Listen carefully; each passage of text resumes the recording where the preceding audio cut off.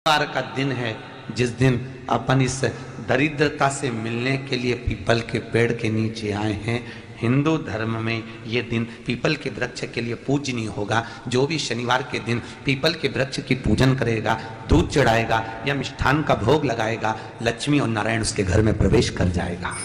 लक्ष्मी और नारायण उसके घर में प्रवेश करेगा। पुराण की कथा कह रही है कि दुनिया के सारे तीर्थ नहीं जा सकते, पृथ्वी की सारी नदियों में स्नान नहीं कर सकते, पवित्र नदियों में आप स्नान नहीं कर सकते, या किसी भी तीर्थ में जाकर एक रात्रि भी विश्राम नहीं कर सकते, या हमने जिंदगी में कोई दान करा ना करा, कोई पुण्य करा ना करा, कोई सत्कर्म करा ना करा, कोई शास्त्र पढ़ा ना पढ़ा, कोई शास्त्र सुना ना सुना, उसके बाद भी शिव महापुराण की कथा कहती है कि एक दिन में अगर मात्र एक बार भी आप शंकर के शिवालय में प्रवेश कर गए या मंदिर में प्रवेश कर गए तो सारे तीर्थ, सारी नदियां, सारे सरोवर, सारी बावड़ी, सारे तालाब, सारे कुंड के स्नान का पुण्य, दान का पुण्य प्राप्त हो जाता है।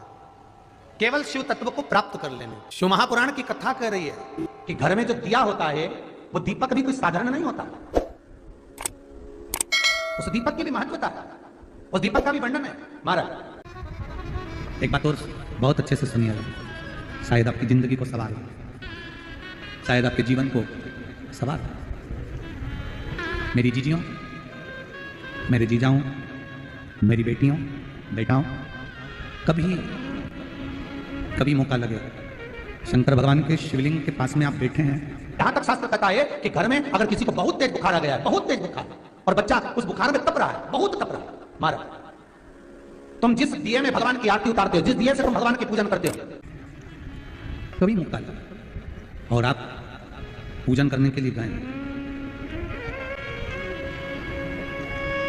कभी पूजन करने के लिए, और आपको शंकर भगवान के शिवलिंग के पास में या शंकर भगवान के शिवलिंग के ऊपर कनेर का अगर पीला फूल देखा है ना आप लोगों ने, अरे बोलो तो जमके, देखा है?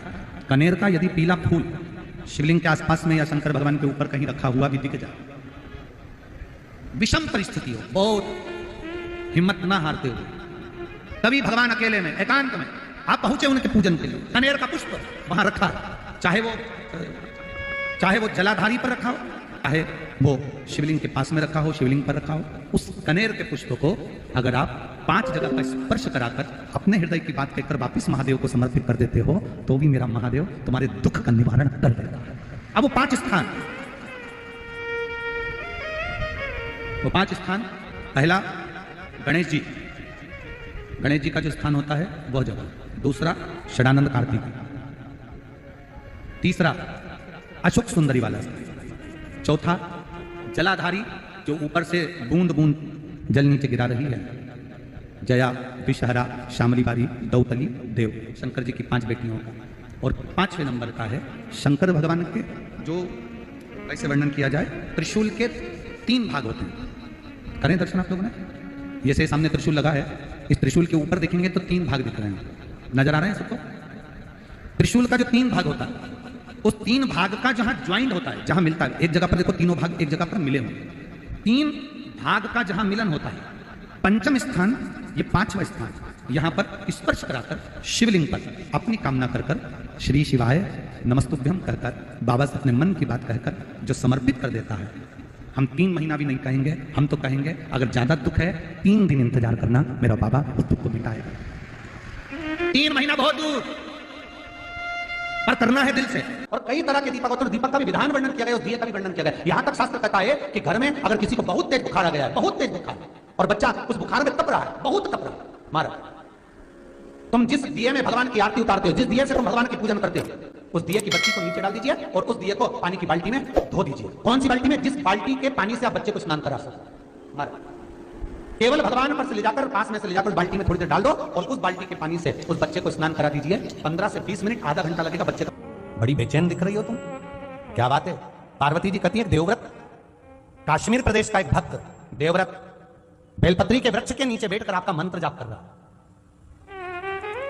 मैं आपको जगाना नहीं चाहती थी, पर बेलपत्री के वृक्ष के नीचे लक्ष्मी झाड़ू लगाती है, सरस्वती वीणा बजाती है, इंद्राणी उस बेलपत्री के वृक्ष के नीचे जल का सिंचन करती है, 33 कोटि देवी देवता उस बेलपत्री के वृक्ष की जड़ में विराजमान होते हैं। इसलिए देवव्रत एक बार पंचाक्षर मंत्र बोलता है तो वो 33 करोड़ बार गिना जाता है, ऐसा बेलपत्री का वृक्ष होता है। बेलपत्री के वृक्ष के नीचे एक बार अगर भगवान का नाम लिया जाता है तो वो 33 करोड़ बार, 33 कौटी बार गिना जाता है। एक मंत्र केवल नमः शिवाय ओम नमः शिवाय, नमः शिवाय ओम नमः शिवाय, 33 कौटी बार गिना है, 33 कौटी। कितना सुंदर लिखा है। फिर वही वाली बात आ गई जो पहले कथा में कहा, अपने लिए अच्छा वाला घी छाट के लाना, अच्छी कंपनी का लाना, और जब यज्ञ करने बैठे, पूजन करने बैठे, हवन करने बैठे, भगवान का कोई पाठ पूजन करवाई, पूजा वाले दुकान पे बोलना कि पूजा का घी चाहिए। तो वो पूजा का सामान बेचने वाला भी चतुर था, उसने पूजा का ही घी दिया। तो इन्हें पूछा भैया ये घी कितने का? तो क्या 80 रुपए का? तो 80 रुपए का आधा किलो? तो क्या पूजा का है? भारत की भूमि पर इस मृत्यु लोक में, पूरे विश्व में ऐसे कई घर हैं जिनके घर में गुजारा करने की भी आफत है। पहनने के कपड़े नहीं, किसी के यहां पर भोजन नहीं, किसी के यहां जमीन नहीं, किसी के यहां दुकान नहीं, कोई पूरी जिंदगी किराए के मकान में निकाल देता है। नहीं है। मेरा एक निवेदन है, इस कथा को जितने छत्रपति संभाजी नगर के श्रोता भाई बहन श्रवण कर रहे हैं उनसे निवेदन करूंगा, आप हाथ का ठेला लगा रहे हो, सब्जी का ठेला लगा रहे हो, फल का ठेला लगा रहे हो, धक्के की जिंदगी जी रहे हो, दरवाजे पर बैठे हो, कहीं ना कहीं तुम दास्य भाव की जिंदगी जी रहे हो, तकलीफ में जिंदगी जी रहे हो, बहुत दुख की जिंदगी जी रहे हो, बहुत कष्ट की जिंदगी जी रहे हो, उनसे केवल निवेदन करूंगा 3 महीने 2 जगह पर जल चढ़ाना प्रारंभ कर दीजिए। केवल 3 महीने। एक शंकर भगवान के शिवलिंग पर, दूसरा बेलपत्री के पेड़ के नीचे। 2 जगह पर जल चढ़ाना 3 महीने लगातार चालू कर दो, बाबा तुम्हारा हाथ पकड़कर तुम्हें उन्नति की सीढ़ी पर चढ़ा देगा। हमें कोई चमत्कार करना नहीं आता, और ना हम कोई तंत्र विद्या या मंत्र विद्या जानते हैं, ना हमारे पास में बेल है, ना हमारे पास में भभूति है, हमारे पास में तो केवल शिव का नाम है। आप श्री शिवाय नमस्तुभ्यम बोलो, ओम नमः शिवाय बोलो, नमः शिवाय बोलो, चाहे महामृत्युंजय मंत्र बोलो, उसका स्मरण करते करते भगवान शंकर के शिवलिंग पर जल, और उसी पात्र में जो जल तुमने शंकर जी को चढ़ाया उसमें से बचा हुआ थोड़ा सा जल बेलपत्री के पेड़ के नीचे चढ़ाना प्रारंभ कर दो। अलग से बेलपत्री के पेड़ के नीचे चढ़ाने के लिए अलग से लोटा भर के जल जरूरत नहीं पड़ेगी। जो तुमने शिव जी को जल चढ़ाया,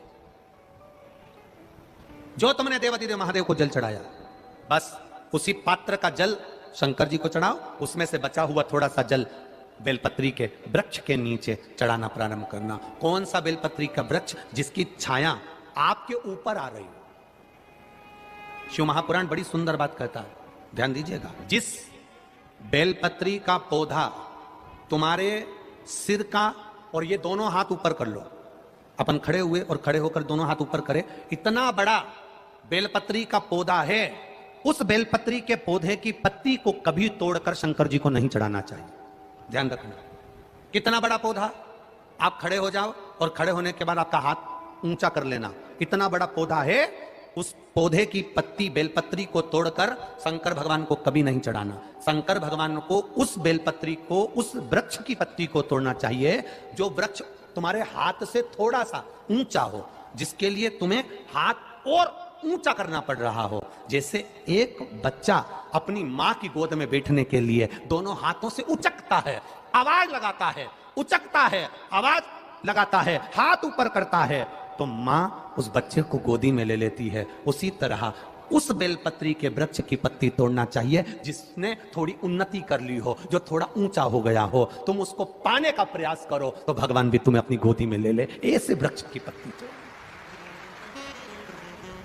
अब तुम छोटा सा पौधा, बिल्कुल जरा सा पौधा, उसी की पत्ती तोड़कर महादेव को चढ़ाओगे, ये श्रेष्ठता नहीं है। यदि बेलपत्री का पेड़ आपके यहाँ है, और मान लो कई लोग बेलपत्री गमले में लगाते हैं या छत के ऊपर लगा देते हैं, बेलपत्री का वृक्ष जो होना चाहिए वो घर के ठीक पीछे के भाग में,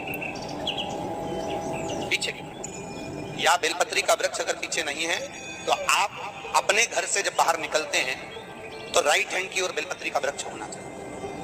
आप जब घर से प्रवेश कर रहे हैं, बाहर की ओर निकल, वो सुख का अनुभव करें। यदि घर से निकलते समय बेलपत्री का पेड़ लेफ्ट में अगर आता है, आप जिस घर से निकल रहे हो लेफ्ट में अगर बेलपत्री का पेड़ आता है, तो आप 1 रुपए कमाएंगे, 1.25 रुपए खर्च होगा, पैसा हाथ में टिकेगा नहीं। घर में 10 लोग भी कमा रहे हैं तो पैसा घर में दिखेगा नहीं, आएगा जरूर, सारे काम होंगे पर टिकेगा नहीं। यदि लेफ्ट में, राइट भाग का बेलपत्री, सुख का अनुभव। बेलपत्री का वृक्ष घर में लगाओ तो घर के पीछे के हिस्से में लगाना चाहिए, और ऐसी जगह नहीं लगाना कि जहां पर बेलपत्र में गंदा पानी जाए या कोई गंदी वस्तु उसके नीचे पड़े। 33 करोड़ देवी देवता बेलपत्री के पेड़ के नीचे सोमवार के दिन, कोई रविवार के दिन, कोई मंगलवार, कोई बुधवार, कोई गुरुवार, कोई शुक्रवार, कोई शनिवार के दिन बेलपत्री के नीचे आकर 33 करोड़ देवी देवता तप करते हैं, साधना करते हैं। बेलपत्री के पेड़ का बड़ा प्रमाण है। एक बेलपत्री ऐसी होती है जो कि शंकर पर अगर चढ़ी हुई है तो वापिस उतार कर धोकर फिर शिव को चढ़ा सकते। किसी व्यक्ति से कोई काम करवाना है, वो काम नहीं कर रहा, कोई फाइल आगे नहीं बढ़ रही है, कोई कार्य अटक रहा है, या फिर कहीं रुपया पैसा अटक गया हो, नहीं निकल रहा हो, तो एक जल के पात्र में जल भरकर 5 बेलपत्री शिव जी को समर्पित कर कुंदकेश्वर महादेव का नाम लेकर एक सफेद पुष्प बेलपत्री के ऊपर जो शिव जी को चढ़ाई है उस पर समर्पित कर जल जो लेकर गए हो, अपनी उस कामना को कर कि मेरा ये कार्य अटक रहा है, ये कार्य नहीं हो रहा, कुंदकेश्वर महादेव का नाम लेकर धीरे धीरे जल की धार चढ़ाइए। और एक बात हमेशा याद रखना, फिर निवेदन कर रहे हैं, अच्छे से समझ लेना, शंकर जी पर जब जल चढ़ता है, शिव जी का जब अभिषेक होता है, शंकर जी पर जब जल चढ़ाया जाता है, दूध चढ़ाओ, जल चढ़ाओ, कुछ भी चढ़ाओ, पर एक बात का स्मरण अपने जीवन में होना कि इतने ऊपर से मत चढ़ाना कि जल चढ़े और छींटे आपके ऊपर। बहुत ध्यान दीजिएगा। हाँ, तो यहां तक वर्णन करा गया है कि शंकर जी का जल चढ़ा हुआ जहां से बहकर जाता है ना, उसको लांगा तक नहीं जाता। यहाँ लांगते हैं क्या? नहीं ना, परिक्रमा भी करेंगे तो वहीं से लौट कर वापस उतर जाएंगे। शिव जी का जहां से जल बहकर जा रहा हो, चढ़ा हुआ जल जहां से बहकर जा रहा हो, उसको लांगा तक नहीं जाता। और कई लोग बड़े बड़े आनंद में शंकर जी पे इतनी ऊपर से जल चढ़ाएंगे तो वो छींटे पूरे अपने ऊपर आना चाहिए, शरीर पर आना चाहिए। नहीं, उसका दोष है हमारा, उसका दोष है। आप भगवान को अगर जल चढ़ाओ, दूध चढ़ाओ, तो मान लो अगर जैसे एक सरल भाषा में समझ लो और अच्छे से, कि जैसे ये शिवलिंग है शंकर जी का, ये शिवलिंग है, और आप जल चढ़ा रहे हो तो इतनी ऊपर से छोड़ोगे तो पानी का छींटा तो अपने ऊपर आएगा, पर वही जल, वही दूध, वही सामग्री आप शिवलिंग से थोड़ी सी दूरी बनाकर अगर आप समर्पित करेंगे तो बाबा उसको स्वीकार भी करता है और आनंद की अनुभूति भी होती है, कार्य में सिद्धता भी आती है, कार्य में उसकी सिद्धता भी।